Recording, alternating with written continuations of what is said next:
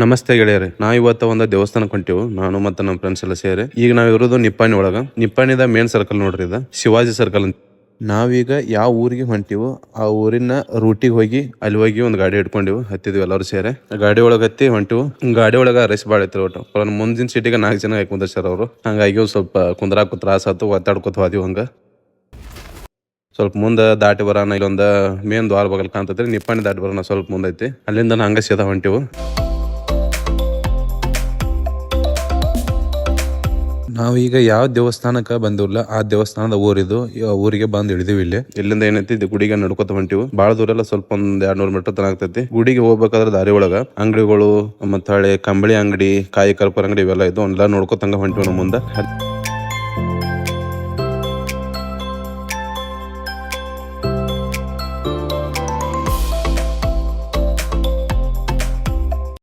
ನೋಡ್ಕೊಂಡು ಮೇನ್ ಬಾಗಿಲಿಗೆ ಬಂದಿವು. ಅಲ್ಲಿಂದ ಒಳಗ್ ಬಂದಿವ್ರಿ.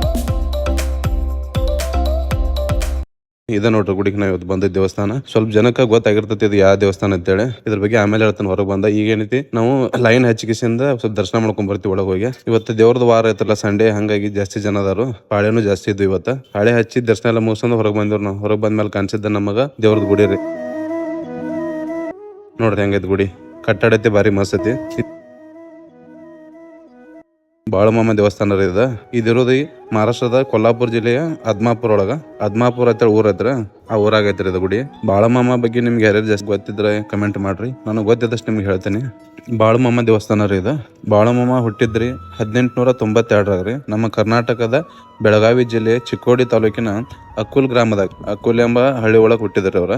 ಬಾಳಮಮ್ಮರ ತಂದೆ ಹೆಸರು ಮಾಯಪ್ಪ ರೀ. ಬಾಳಮಮ್ಮರ ತಾಯಿ ಹೆಸರ ಸುಂದರ ರೀ. ಇವರು ಅಕ್ಕುಲ್ ಊರ್ ಬಿಟ್ಟ ಅವರು ತಮ್ಮ ಕುರಿಗಳ ತಗೊಂಡ ಊರ ತಿರುಗಾಡ್ಕೋತ ಬಂದ್ರು. ಬರುವಾಗ ಯಾವ ಊರಿಗೆ ಅವ್ರು ಹೋಗ್ತಾರಲ್ಲ, ಆ ಊರೊಳಗ ಯಾರಿಗೇನೋ ಕಷ್ಟ ಇದ್ರ, ಏನೋ ತ್ರಾಸ ಇದ್ರ, ಅವ್ರಿಗೆ ಏನದ ಸಮಸ್ಯೆ ಇದ್ರೆ ಎಲ್ಲಾನು ಅವ್ರು ಬಗೆಹರಿಸಿ ಆ ಊರಾಗ ಸ್ವಲ್ಪ ದಿನ ನಿಂತು ಆಮೇಲೆ ಮುಂದಿನ ಊರಿಗೆ ಹಿಂಗ ತೆರಳ್ಕೋತ ಬಂದಾರ. ಯಾವ್ದೋ ಊರಿಗೆ ಹೋಗ್ಲಿ, ಯಾರಿಗಾರ ಏನಾರ ಕಷ್ಟ ಅಂತ ಕಾಣಿಸ್ತಿ ಅಂದ್ರ ಅಥವಾ ಅವ್ರಿಗೆ ಕಷ್ಟ ಐತಿ ಅಂತೇಳಿ ಹೇಳ್ಕೊಲಿಲ್ಲ ಅಂದ್ರೂ ಇವ್ರಿಗೆ ಗೊತ್ತಾಕಿತ್ತು. ಇವ್ರ ಅದನ್ನೆಲ್ಲ ನೋಡ್ಕೊಂಡು ಆ ಊರಿಗೆ ಹೋಗಿ ಯಾವ ಊರಾಗ ಏನ್ ಸಮಸ್ಯೆ ಐತಿ ನೋಡ್ಕೊಂಡು ಆ ಊರಿಗೆ ಹೋಗಿ ಅವ್ರಿಗೆ ಇವ್ರ ಕಡೆ ಎಷ್ಟ್ ಆದಷ್ಟು ಸಹಾಯ ಮಾಡಿ ಅಲ್ಲಿಂದ ಮುಂದಿನ ಊರಿಗೆ ಹೊಕ್ಕಿದ್ರು. ಇವ್ರ ಜೊತೆ ಅವ್ರ ಕುರಿಗಳನ್ನು ತಗೊಂಡ್ ಹೊಕ್ಕಿದ್ರು. ಹಂಗ ಊರಿಂದ ಊರಿಗೆ ಹೋಗಿ ಅದ್ಮಾಪುರಕ್ಕೆ ಬಂದ್ರು. ಅದ್ಮಾಪುರಕ್ಕೆ ಬಂದು ಇಲ್ಲಿ ಜನರೆಲ್ಲ ಸೇವೆ ಮಾಡಿ, ಬಂದಂತ ಜನರಿಗೆ ಏನು ಕಷ್ಟ ಬಂದ್ರು ಅದನ್ನ ಪರಿಹಾರ ಮಾಡಿ, ಎಲ್ಲ ಬಂದಂತ ಜನರ ಕಣ್ಣಿಗೆ ಇವರಿಗೆ ದೇವರಾದ್ರು. ಇವ್ರು ಒಂಥರ ನಡೆದಾಡು ದೇವ್ರು. ಇವ್ರು ವಾಗು ದೇವರಿದ್ರು, ಈಗೂ ದೇವರನ್ನ. ಈಗಾದ್ರೂ ಅವಾಗಿನ ಎಷ್ಟ ಭಕ್ತಿಯಿಂದ ಇರ್ತಾರಲ್ಲ ಜನ, ಅದಕ್ಕಿಂತ ಜಾಸ್ತಿ ಈಗ ಜನ ಭಕ್ತಿಗೆ. ಈ ಅದ್ಮಾಪುರ ಸುತ್ತಮುತ್ತ ಯಾವ್ದೋ ಹಳ್ಳಿ ಇರ್ಲಿ,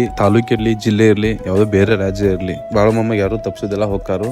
ಅವ್ರದ್ದು ವಾರ ರವಿವಾರ ದಿನ ಹೋಗ್ತಾರು, ಇಲ್ಲಾಂದ್ರೆ ಅಮಾಸಿ ದಿನ ಹೋಗ್ತಾರು. ಹಂಗಾಗಿ ರೈಸ್ ಜಾಸ್ತಿ ಇರ್ತೈತಿ. ಅಲ್ಲಿಂದ ಇಲ್ಲಿಗೆ ಅದ್ಮಾಪುರಕ್ಕೆ ಬಂದ್ರ ಅವ್ರು. ಅದ್ಮಾಪುರಕ್ಕೆ ಬಂದು ಇಲ್ಲಿ ಜನರೆಲ್ಲ ಸೇವೆ ಮಾಡಿ ಇಲ್ಲೇ ಇದ್ದು, ಇಲ್ಲಿ ಇವರು 1966 ವಿಧಿವಶರಾದ್ರು. ಅವರ ಸ್ಮರಣಾರ್ಥಕ್ಕಾಗಿ ಈ ದೇವಸ್ಥಾನ ಕಟ್ಟಿದ್ರು. ಬಂದಂತ ಭಕ್ತಾದಿಗಳಿಗೆ ಸಹಾಯ ಮಾಡ್ತಿದ್ರು, ಬಂದಂತ ಕಷ್ಟಗಳನ್ನು ದೂರ ಮಾಡ್ತಿದ್ರಲ್ಲ. ಈಗ ಅವ್ರ ಎಲ್ಲರಿಗೆ ಹೆಂಗ ಮಾಡಿ ಯಾರು ಭಕ್ತಿಯಿಂದ ಬರ್ತಾರ ಅವರಿಗೆ ಕಷ್ಟ ದೂರ ಮಾಡ್ಲಿ ಅಂತೇಳಿ ಒಂದು ದೇವಸ್ಥಾನ ಕಟ್ಟಿದ್ರು. ಬೇರೆ ಬೇರೆ ಊರಿಂದ ಭಕ್ತಾದಿಗಳು ಬರ್ತಾರೋ, ಹಂಗಾಗಿ ಅವ್ರು ಬಂದಂತವ್ರು ಖಾಲಿ ಹೊಟ್ಟಿಲ್ ಹೋಗಬಾರದು, ಹಸ್ಕೊಂಡ್ ಹೋಗಬಾರ್ದು ಅಂತೇಳಿ ಇಲ್ಲಿ ಅನ್ನ ಪ್ರಸಾದನೂ ಐತಿ.